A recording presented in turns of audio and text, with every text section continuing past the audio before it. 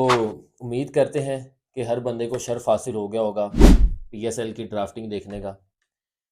तो यार मेरा एक सवाल है उस हर बंदे से जो इसकी इंतज़ामिया में मुलविस था, जो भी ये मैनेजमेंट थी, जो भी था, उस बंदे से मेरा सवाल है कि भाईजान कहाँ जा रहे हैं पैसे। अब लगातार पिछले 10 सालों से एक इवेंट करवा रहे हैं, ठीक है। उसके अंदर से आपने अर्निंग भी की है, उससे अच्छी खासी अर्निंग की है आपने, ठीक है। इसमें कोई डाउट नहीं है कि आपके पास पैसे नहीं है या क्या है। ये सिर्फ और सिर्फ टेक्निकल फ्लॉज की वजह से ये आपकी जो ड्राफ्टिंग है, ये इतना दिल दुखा है मेरा इस ड्राफ्टिंग को देखने के बाद, ठीक है। मैंने वो ड्राफ्टिंग देखी है, इतने एम्बैरेसिंग मोमेंट्स थे उसके अंदर, इतने इतने बड़े जो मुझे ब्लंडर नज़र आए हैं। उस उन्हीं ब्लंडर्स के ऊपर आज ये वीडियो है जी। इस वीडियो के अंदर मैं इंशाल्लाह वो सारे ब्लंडर्स जो हैं वो कवर करूँगा। आपको जो है पीएसएल की जो सारी टीम्स हैं वो भी आपको दिखाएंगे, अपनी भी राय देंगे कि मेरी नज़र में कौन सी टीम जो है वो स्ट्रॉन्ग है। तो सबसे पहले बात करते हैं जी, जो ब्लंडर्स हैं, तो आपने इसके औकात दिखाई है जिसमें आपने ना ये वीडियो के अंदर जो आपने हमने ऑन एयर देखी है, हमने जो स्ट्रीमिंग देखी है यूट्यूब के ऊपर, उसके अंदर जो आपने काम डाले हैं। सबसे पहला ब्लंडर जी, अब एक स्ट्रीम स्टार्ट हुई है, चौधरी साहब आए हैं जिन्होंने होस्टिंग स्टार्ट किया, ये वो सारा कुछ। अब वो होस्टर की जो लेवल देख ले आप, कि वो जो होस्ट खड़ा है उधर, वो स्क्रिप्ट्स को ऐसे पढ़ रहा है जैसे कोई सबक सुना रहे हैं। उनके पास ये इतने एथिक्स ही नहीं है कि एक चीज़ को नॉर्मल करके कैसे सुनाते हैं। वो ऐसे ही पढ़ रहा था जैसे मैं स्क्रिप्ट पढ़ रहा हूँ, सबक सुना रहा हूँ। अब मुझे समझ नहीं आती कि शायद बंदे कम हो गए हैं पाकिस्तान से, वो ख़ास बाहर से बंदा मंगवाया गया है, ठीक है, कि आओ जी शो होस्ट करें आप, और उसके मुंह से लफज नहीं निकल रहे, वो अटक रहा है बोलते हुए। दूसरी बात, माइक, सबसे टेक्निकल मसला माइक। ये वे ऑफ कम्युनिकेशन ही एक माइक है कि हम डायरेक्ट बात नहीं कर सकते। अब ये मेरा माइक पड़ा है, ये अभी बंद हो जाता है, मैं आपसे कैसे बात करूंगा? क्योंकि इलेक्ट्रॉनिक मीडिया है, इसके अंदर तो काम ही सारा माइक से होता है। अब एक चीज़ की अगर माइक ही नहीं चल रहा तो वो कैसे बात होगी? अब वो पिक अनाउंस करनी थी पहली, शहनशाह अफरीदी साहब बैठे हैं जी ऐसे, अब मेरे पास माइक नहीं है जी, चल रहेगा। पूरे स्टेज के ऊपर 6 टेबल हैं, 6 टेबल्स के ऊपर माइक लगे हुए हैं, 3 3 4 4, और उनमें से सिर्फ एक माइक चल रहा है। वो ही सारे टेबल्स के ऊपर लेकर जाया जा रहा है, ये लें जी, अब आप अपनी पिक अनाउंस कर लें, ये अब आप अपनी पिक अनाउंस कर लें। ये पता नहीं कहाँ जा रहे हैं जी इंतजामिया, ये कैसे। मैं पिछले 15 दिनों से लगातार जो है वो इंस्टाग्राम के ऊपर इनकी रील्स देख रहा हूँ कि ये इंतज़ाम यहाँ पर हो गया जी, ये इंतज़ाम यहाँ पर हो गया, ठीक है। और ये इतना एक छोटा सा मसला था, ये एक टेक्निकल मसला था कि इसको सॉल्व करना लाजमी था।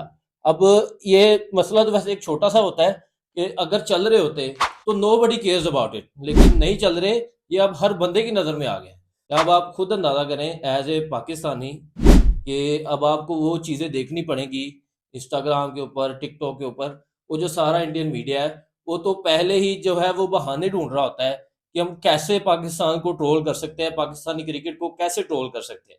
उनको तो आपने एक मौका दे दिया कि भाई ये देखिए जी, हमने ड्राफ्टिंग की है और इसके ऊपर हमें आप बातें सुना लें। एक ऐसा ना, वो प्रोपेगेंडा लग रहा था कि जैसे कोई इंडियन मीडिया के साथ मिलकर इन्होंने कोई बदनाम करने की कोशिश की है पाकिस्तानी क्रिकेट को, कि ये पीएसएल को, कि बहुत हाइट्स पर जा रहा है जी पीएसएल इस टाइम, इसको नीचे कैसे लाएं। ये मिलकर ये ऐसा कोई सीन लगाया गया। क्योंकि अब अगर आप पीएसएल 9 की ड्राफ्टिंग देखें तो वो अच्छी खासी थी, उसमें एक इम्प्रूवमेंट नज़र आ रही थी। इस ड्राफ्टिंग को तो देख के भाईजान दिल्ली उठ गया पाकिस्तानी क्रिकेट से, ये पीएसएल से। मुझे इतने थ्रिल मैचेस आपको कहीं नहीं मिलते, किसी भी लीग के अंदर इतने थ्रिल मैचेस, इतने हाइप वाला टूर्नामेंट आपको पूरे वर्ल्ड में नहीं कहीं भी मिलता आईपीएल के बाद।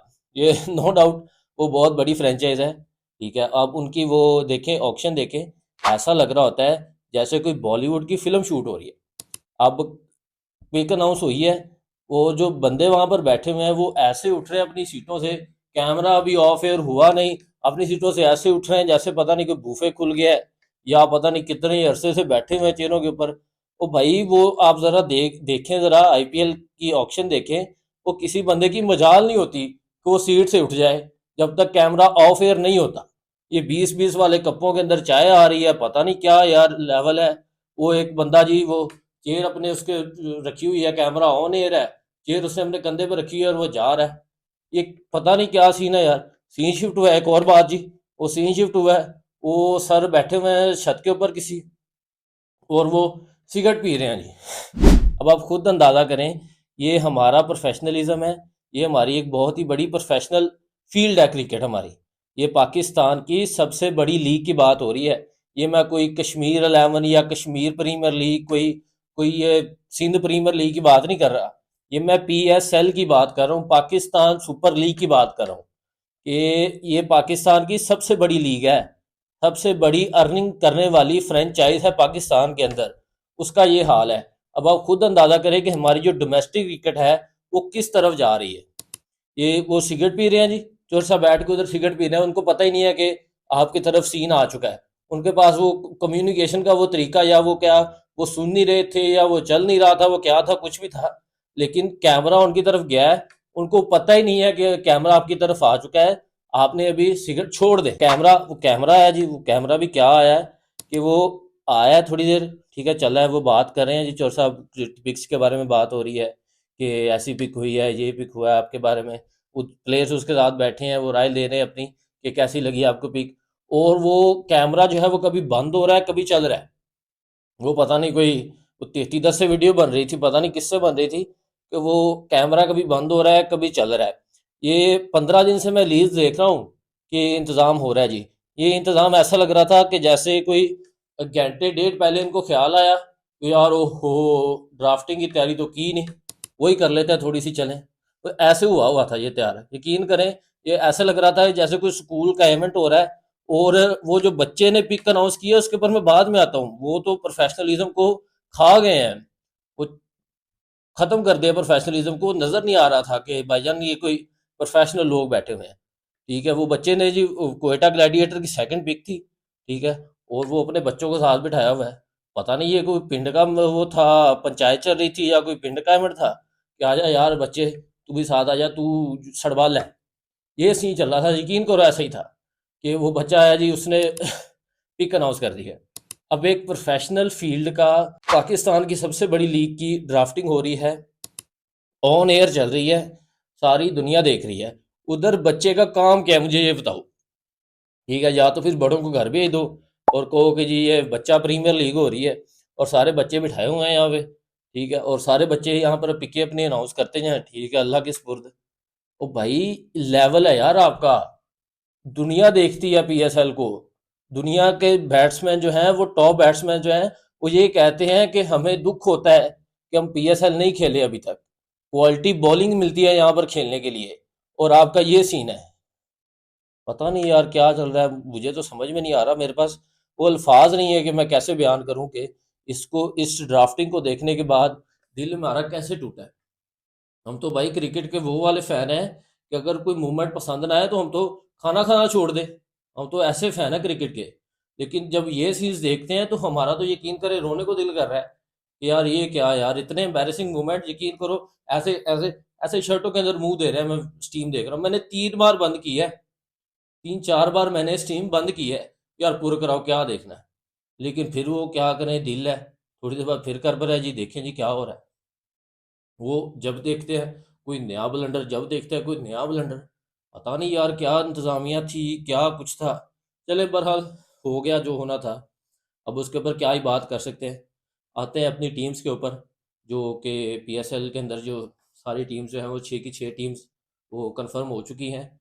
वो अभी भी मैं आपको ऑन स्क्रीन भी दिखाता हूँ यहाँ पर।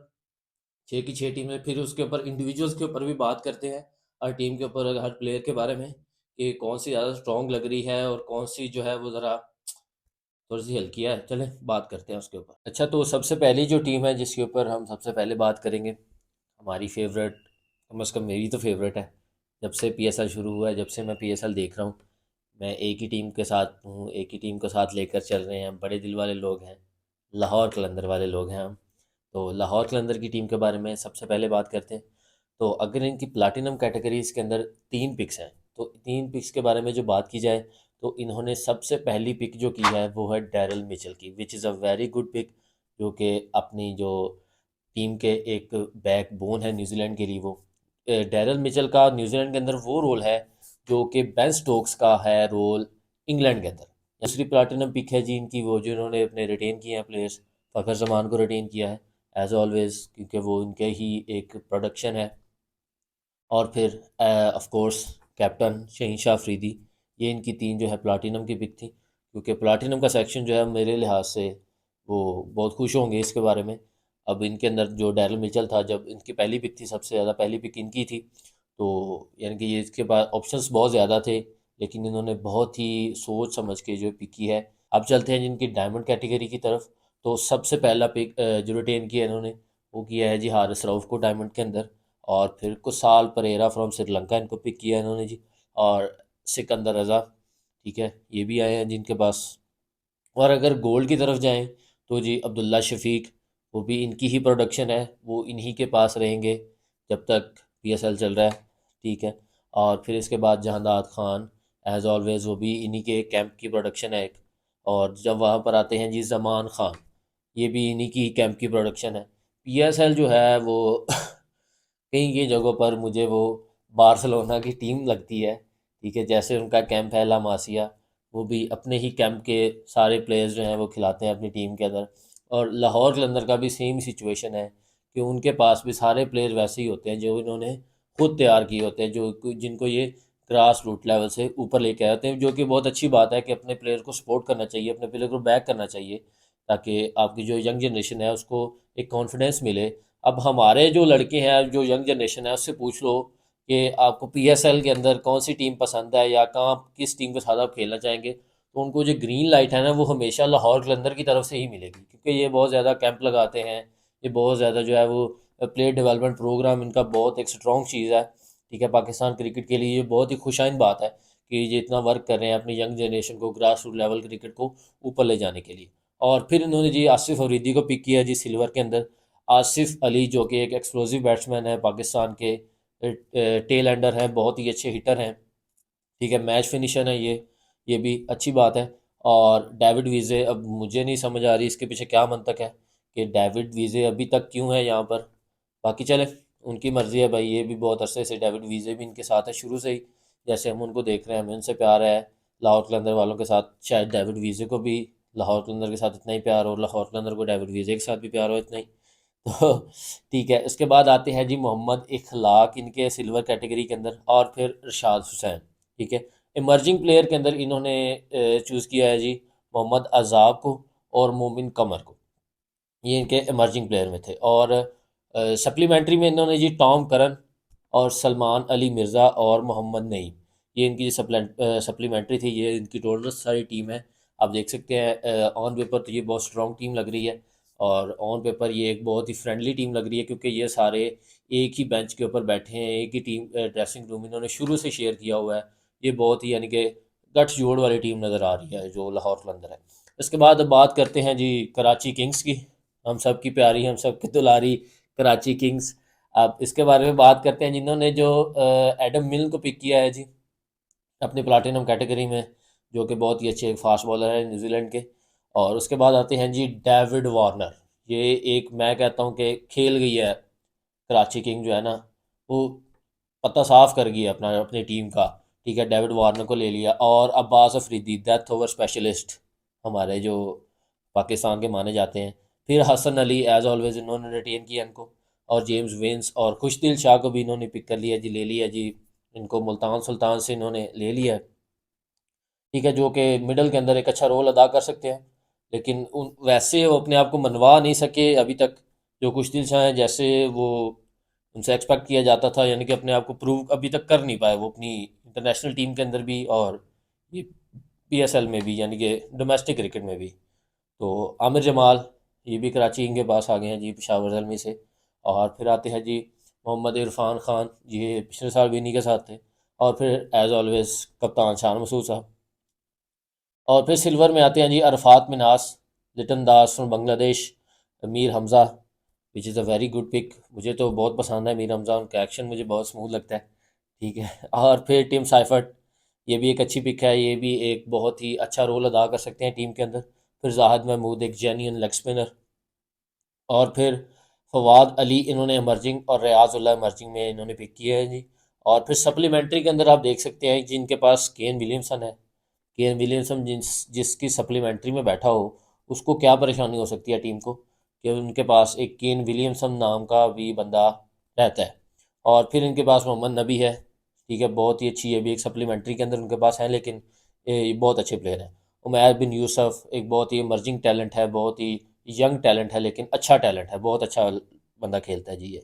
मिर्ज़ा मेमन है। ठीक है, अब आते हैं जी कोयटा ग्लैडिएटर की तरफ।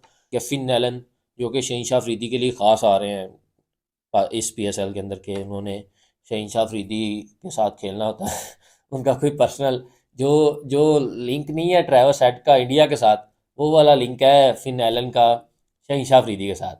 फिर है कि जी मार्क चैपमैन, बहुत ही अच्छी पिक यार, I am really happy about it कि अब कोयटा ग्लैडिएटर वो हर पिछले साल की तरह जैसे वो ऑन पेपर स्ट्रॉन्ग टीम नज़र आ रही होती है, बिल्कुल वैसी ही ऑन पेपर स्ट्रॉन्ग टीम है कोयटा ग्लैडिएटर्स की। लेकिन वो पता नहीं उनको फील्ड के ऊपर जाकर क्या होता है कि वो अपने आप को वो वैसे प्रेजेंट ही नहीं कर पाते जैसी उनके पास वो कैपेबिलिटीज़ होती हैं। वो शायद उनको कोई लिंक्स का मसला है या सिनर्जी का मसला है, क्या मसला है, लेकिन वो अपने आप को अभी तक प्रूव नहीं कर पाए।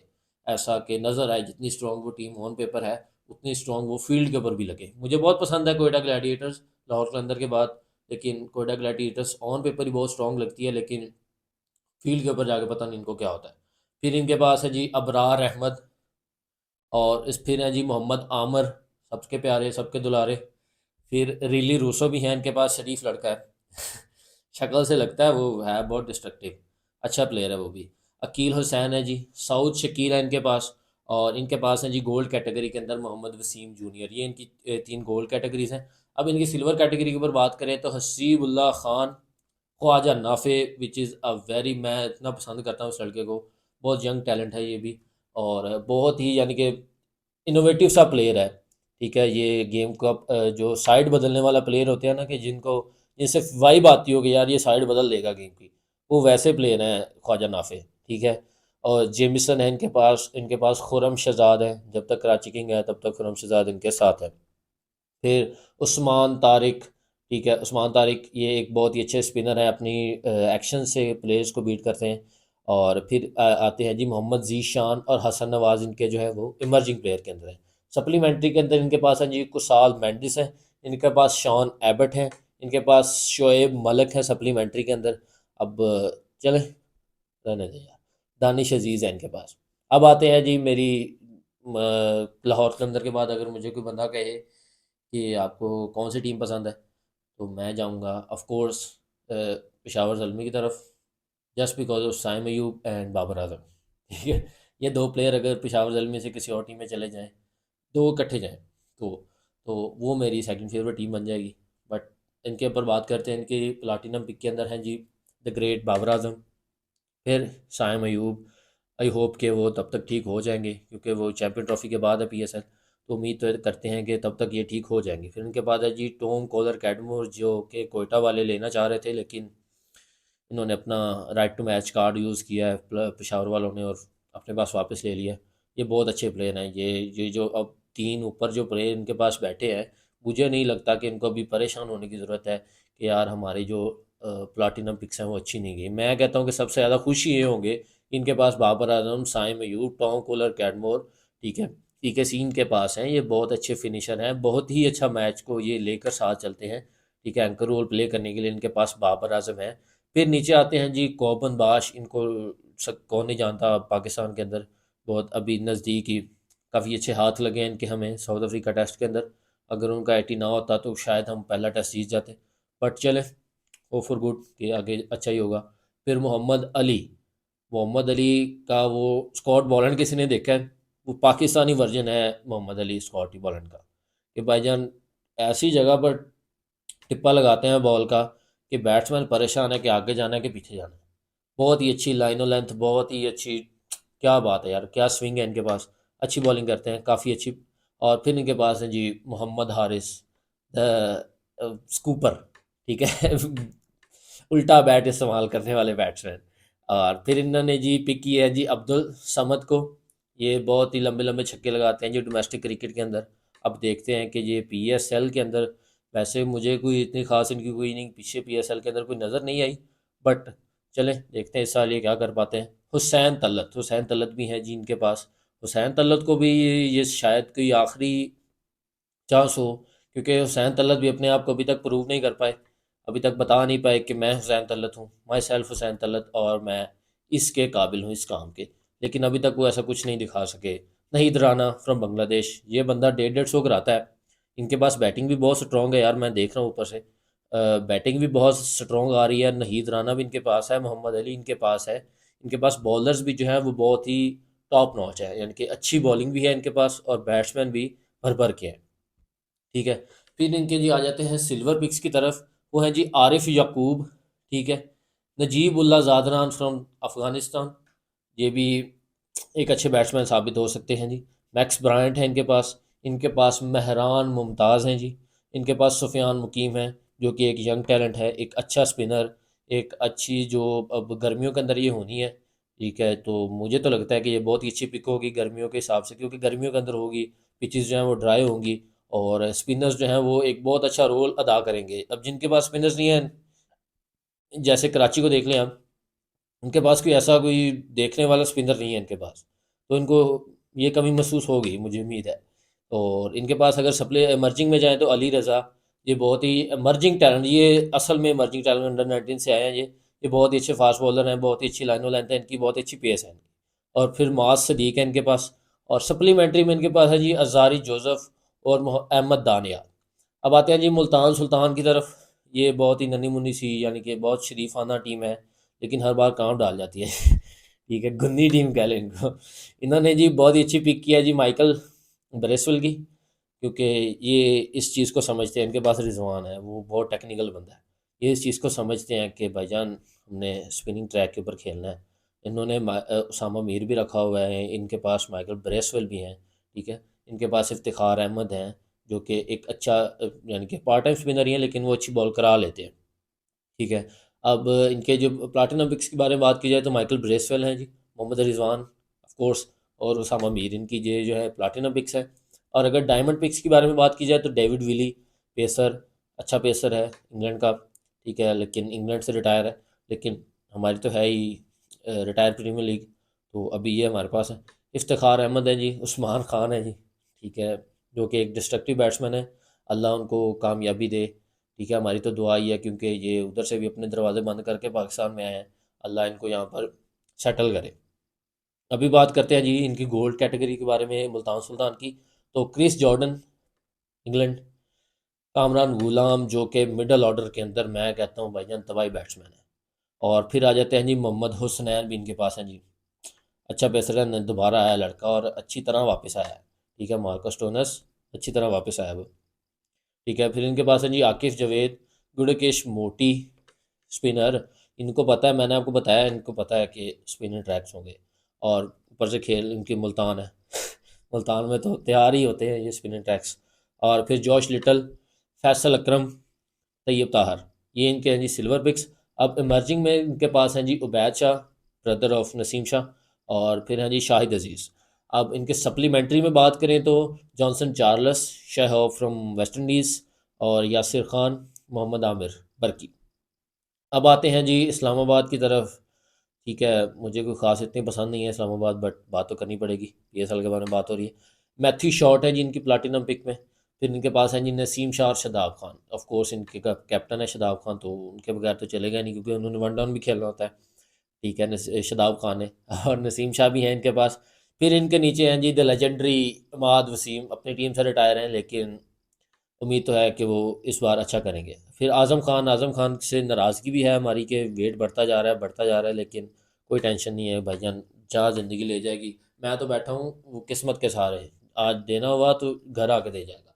ठीक है, ऐसा नहीं होता आज़म भाई, आपको कुछ ना कुछ करना पड़ेगा। अब ऐसी फिटनेस के ऊपर आप 1 साल और खेलोगे, 1 साल या 1.5 साल और खेलोगे, तो इतना वेट बढ़ जाएगा, फिर आपके से छक्के नहीं लगेंगे, फिर आप जो मर्ज़ी कर लेना, फिर आपको टीम में जगह नहीं मिलेगी, फिर आप पॉडकास्ट करते फिरोगे कि हमें जो मौका नहीं मिला, हमारे साथ ये हो गया, हमारे साथ वो हो गया।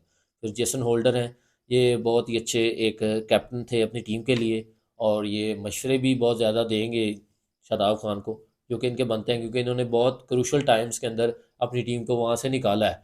ठीक है, जो कि बहुत अच्छी पिक है जेसन होल्डर। ठीक है जी। और फिर इनके पास आते हैं जी सलमान इरशाद, आई होप कि ये अच्छी बॉलिंग करेंगे, क्योंकि जब ये अच्छी बॉलिंग नहीं कराते तो इनको फिर बहुत मार पड़ती है, हारिस रऊफ़ की तरह। लेकिन जब ये अच्छी बॉल कराते हैं तो फिर इनको खेल कोई नहीं सकता। ठीक है, फिर सलमान अली आगा, जो कि बहुत प्राउड पिक है उसकी, इस्लामाबाद यूनाइटेड की। वो खुश होते हैं इस बात के ऊपर कि हमारे पास सलमान अली आगा हैं, वो हम उसको T20 के अंदर अभी इंट्रोड्यूस करा रहे हैं। हैदर अली एज हुसैन तलत। हैदर अली को भी बताना पड़ेगा कि मैं मैच्योर हो गया हूँ, मैं एक अच्छा प्लेयर हूँ, मेरा नाम हैदर अली है और मैं इस चीज़ के कैपेबल हूँ। ये एक प्रॉपर बैट्समैन था, proper batsman like Babar Azam, like Virat Kohli, ये ऐसे बैट्समैन था, यानी कि क्लासिक बैट्समैन था, देखने का मज़ा आता था।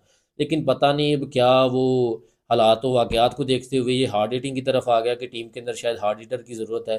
शायद उसने पॉजिटिव ही सोचा होगा कि यार टीम को ज़रूरत है तो मैं हार्ड हिटर बन जाता हूँ।